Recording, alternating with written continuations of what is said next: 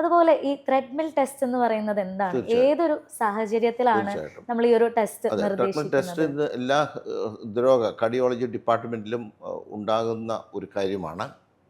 Treatment test ആദ്യം masters ടെസ്റ്റായിട്ട് തുടങ്ങി വെറുതെ നമ്മൾ ശരീരത്തെ ആയാസപ്പെടുത്തിക്കൊണ്ട് ആയാസം വരുമ്പോൾ ബ്ലോക്കുണ്ടായ ഹൃദയധമനിയിലൂടെ സമുചിതമായി രക്തം പ്രവഹിക്കുകയില്ലെന്നും അങ്ങനെ ആയാസപ്പെടുമ്പോൾ ഹൃദയധമനിയിലേക്ക് രക്തസഞ്ചാരത്തിന് വരുമെന്നും അപ്പോൾ പുറത്ത് നാം അനുഭവപ്പെടുന്ന നെഞ്ചുവേദന, പുറത്ത് നാം പടികൾ കയറുമ്പോൾ ഉണ്ടാകുന്ന വേദന, വേഗത്തിൽ നടക്കുമ്പോൾ ഭാരമെടുക്കുമ്പോഴൊക്കെ ഉണ്ടാകുന്ന വേദന, അല്ലെങ്കിൽ പെട്ടെന്ന് സ്പീഡിൽ നാം നടക്കുമ്പോൾ അനുഭവപ്പെടുന്ന നെഞ്ചിലെ അസ്വാസ്ഥ്യം നാം കൃത്രിമമായി ഈ ഉപകരണത്തിന് മുകളിൽ നമ്മളെ നടത്തിക്കൊണ്ട് നാം ECG അതേ സമയം തന്നെ ECGയും രേഖപ്പെടുത്തിക്കൊണ്ട് നാം രോഗം നിർണ്ണയിക്കുകയാണ്. ഏതാണ്ട് ഒരു 65-70% വരെ കൃത്യമായിട്ട് ഈ ട്രീറ്റ്മെൻറ്റ് എടുക്കുന്നതിലൂടെ നമുക്ക് രോഗനിർണയം ചെയ്യുവാൻ പറ്റും. അതായത് നമുക്ക് ആയാസ നിലവാരം കൊണ്ടുണ്ടാകുന്ന നെഞ്ചുവേദനയും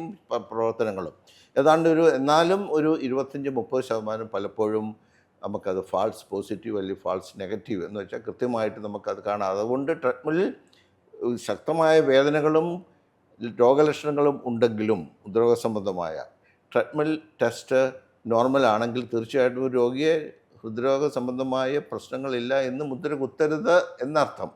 എന്ന് വെച്ചാൽ രോഗലക്ഷണങ്ങളും ആപത്ഘടകങ്ങൾ അതിപ്രസരവും ഈ ടെസ്റ്റുകളും എല്ലാം ഉൾക്കൊള്ളിച്ചുകൊണ്ടാണ് ഹൃദ്രോഗ വിദഗ്ധനൊരു തീരുമാനമെടുക്കുന്നത്.